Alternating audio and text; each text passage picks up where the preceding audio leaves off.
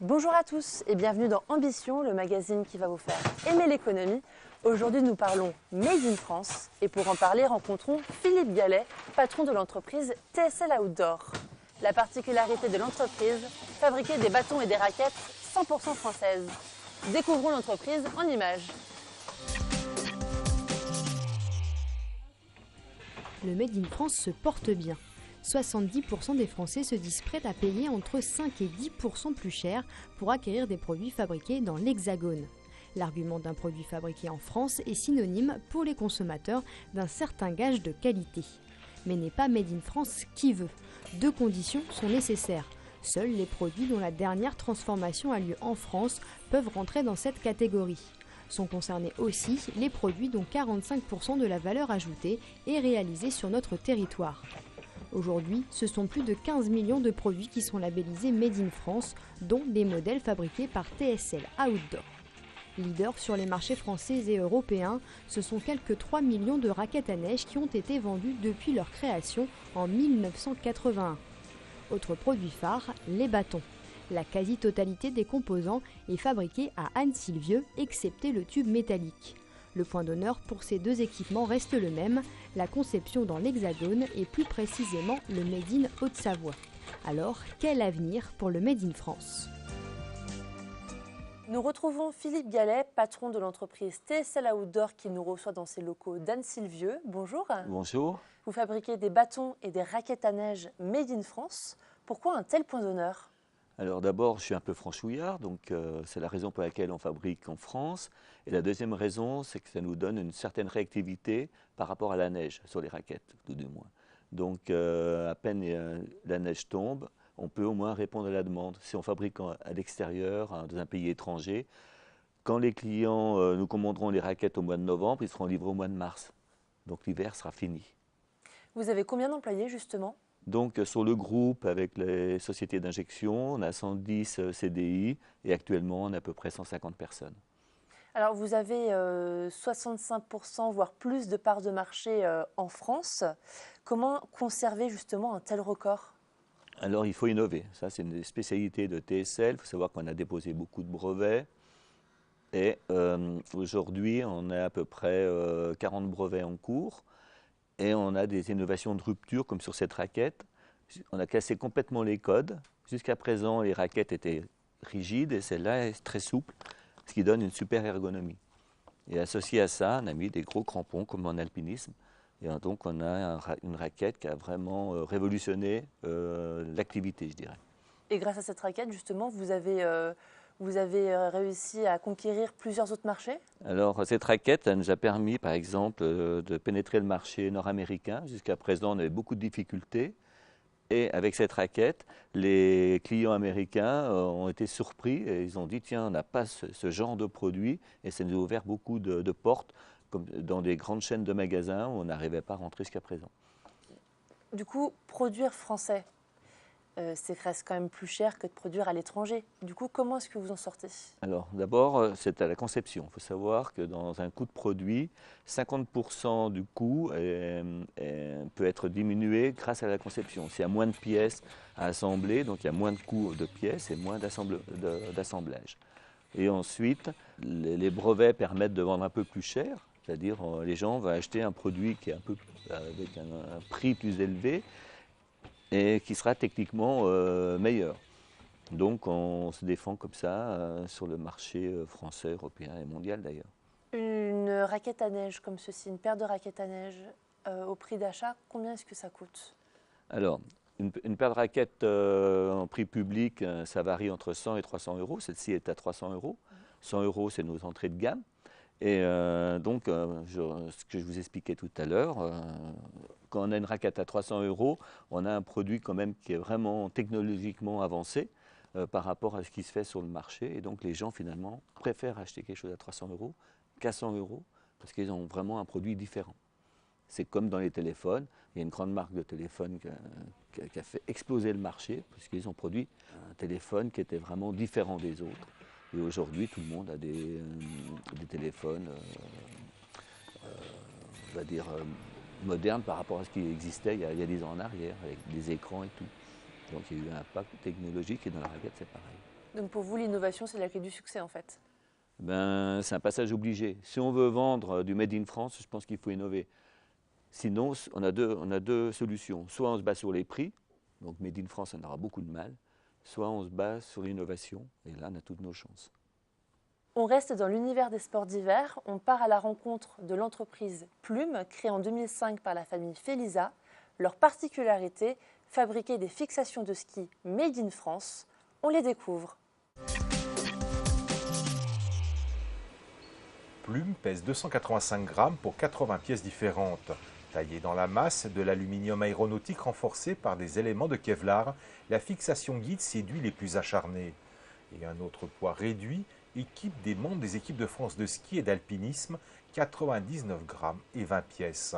Toutes usinées dans l'entreprise familiale, témoin de 58 longues années de travail du métal. Une production entièrement réalisée dans les ateliers de l'entreprise familiale, un Made in France affirmé, assumé, pour assurer une totale maîtrise des procédés d'ingénierie et de fabrication. Tout est basé, on dessine et on conçoit pour fabriquer ici. Et après, localement, c'est très facile pour nous. Tu vas voir les fabricants, les sous-traitants, tu vas discuter avec eux, tu vas résoudre les problèmes. Donc, je pense que c'est essentiel. Aujourd'hui, l'entreprise devrait réaliser un chiffre d'affaires de 2,3 millions d'euros pour l'année 2016. Une croissance soutenue qui nécessite d'imaginer de nouveaux produits pour poursuivre avec rigueur une stratégie de développement qui s'affirme de jour en jour. Pour des produits comme les nôtres et autres, je pense que c'est que du plus de faire localement et surtout de faire chez nous, quoi. C'est du bon sens économique, industriel, éthique. Tu fais travailler tes voisins, c'est logique, c'est top, quoi. Depuis peu, Plume a amorcé un virage important. En partenariat avec Aluflex, elle conçoit des skis et des splitboards. Une gamme de vêtements accompagne cette diversification. Des textiles fabriqués aux portes de la vallée de l'Arve. Un pull comme ça, il est fait à Passy. Des combinaisons de ski, c'est fait à Annecy. Des bonnets, les marques avec qui on bosse, les bonnets, c'est les bonnets qui sont faits en France. On essaye de vendre des produits français. Moi, ce qui me fait plaisir, c'est qu'on est 30 ici. Voilà, on est 30 à avancer ensemble. Et c'est que des jeunes, et puis voilà, ils veulent y faire avancer la marque, ils bossent pour la marque, ils vivent pour la marque, et c'est top, quoi. On revient à Annecy-le-Vieux avec Philippe Gallet. On vient de voir le reportage sur Plume, qui est 100% au Savoyard. Alors vous, est-ce que vous avez quand même des parties du produit qui sont faits à l'étranger? Alors sur une raquette, on est aussi 100% au Savoyard. Il y a seulement ce pad, que c'est de la couture. Dès qu'il y a de la couture, ça revient relativement cher de fabriquer en France. Donc c'est la raison pour laquelle tout ce qui est en habillement, etc., est fait à l'étranger. Donc cette partie-là est faite au Vietnam. Mais sinon, tout le reste est fait en France et en Haute-Savoie. Nous partons maintenant dans l'univers de l'accessoire. On part à la rencontre de l'entreprise Shelter, une entreprise annécienne qui fabrique des lunettes en bois, une ressource abondante en Haute-Savoie. Découvrons-les. Ils sont quatre associés à poursuivre depuis 3 ans un projet entrepreneurial atypique. Ils s'appuient sur de très fortes valeurs sociétales pour développer un produit surprenant, les lunettes solaires en bois. Un produit made in France, éco-responsable et recyclable. Forts de leur expertise, ils enrichissent aujourd'hui la gamme avec des montures en pulpe de bois et fibres de coton additionnées d'un liant naturel. Le Made in France, c'était un peu une tendance au départ. Et ça fait déjà 3-4 ans que tout le monde veut faire du Made in France. Et on a un vrai retour aux valeurs, au savoir-faire des artisans. Et en fait, on s'est rendu compte que on voulait de nos propres mains fabriquer un objet et le concevoir. Il faut un beau produit de qualité, à un prix juste, parce que ça aussi aujourd'hui, il ne faut pas, sous prétexte que c'est Made in France, mettre des prix démesurés. Donc vraiment calculer une marge, mais aussi qui soit cohérente pour nous, entreprise, pour qu'on puisse vivre, avoir un fonds de roulement, pour créer, développer, innover. Ça, c'est pas toujours facile. On aurait pu acheter sur catalogue en Chine. On aurait pu acheter des montures en bois sur catalogue. Des concurrents le font très bien. Après, nous, ce n'était pas du tout au départ nos valeurs. Et surtout, l'idée de base était vraiment de fabriquer nos montures. Face à la demande, ils ont externalisé l'usinage des montures à Oyonnax. Le ponçage, la finition, l'assemblage et le développement sont réalisés dans les ateliers d'Annecy. En 3 ans, plus de 6000 paires de lunettes sont sorties de cet atelier. Qu'il y a une vraie prise de conscience, un vrai travail de fond qui est en train de se faire sur une consommation, on va dire, plus responsable, plus locale. Enfin, vraiment, les gens, maintenant, ils cherchent des produits qui ont une histoire et quitte à ce que ce soit une histoire locale, ben, ils l'aiment encore plus. Là, il faut avancer. 3 ans après, si on commence à en vivre doucement, on est trop actifs dans la société, mais voilà, on n'est pas sur une croissance à 200% comme n'importe quelle start-up. On rêve tous de ça aux États-Unis ou quoi que ce soit. Donc on a besoin en fait d'avoir un petit coup de boost pour nous dire dans 10 ans où est-ce qu'on sera. Pour poursuivre leur développement et satisfaire leur réseau de points de vente, tout en restant fidèles à leurs valeurs, ils bénéficient de financements participatifs. Une opportunité pour franchir un cap et valider un process technique. Proposer des montures pour des lunettes de vue en bois recyclable et made in France. 75% des Français affirment préférer le Made in France. Alors selon vous, c'est un effet de mode ou ça devient vraiment sérieux ? Alors je pense que c'est quand même sérieux parce qu'ils savent que ce sont des emplois en France. Donc s'il y a des prix qui ne sont pas trop différents, ils vont acheter en France. Mais il est clair quand même que le critère prix est primordial, je pense, pour les Français.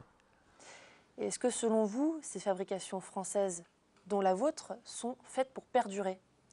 Alors on espère que c'est fait pour perdurer, que l'industrie va continuer à prospérer en France, que des emplois dans l'industrie vont quand même être toujours là dans 10 ans, et on se bat pour ça. Vous comptez conquérir encore d'autres parts de marché. Avec quel type d'innovation ? Alors aujourd'hui, on travaille par exemple sur le bâton posé versifié, et on va sortir maintenant un bâton révolutionnaire au prochain ISPO, au mois de février, et qui va, j'espère, conquérir de nombreux marchés dans le monde entier. On peut en savoir un petit peu plus ou... C'est un bâton très intuitif, c'est-à-dire on peut passer d'une position haute à une position basse dans les traversées sans se poser de questions. Il y en a un super appui sur le bâton. Et toujours 100% made in France ? 100% made in France et 100% breveté. Donc là, il est clair qu'on se protège et maintenant on se protège dans des pays comme l'Amérique du Nord et aussi la Chine, parce que c'est le prochain pays qu'on veut conquérir. Merci Philippe Gallet d'avoir répondu à nos questions. C'est moi qui vous remercie d'être venu nous voir à Annecy-le-Vieux.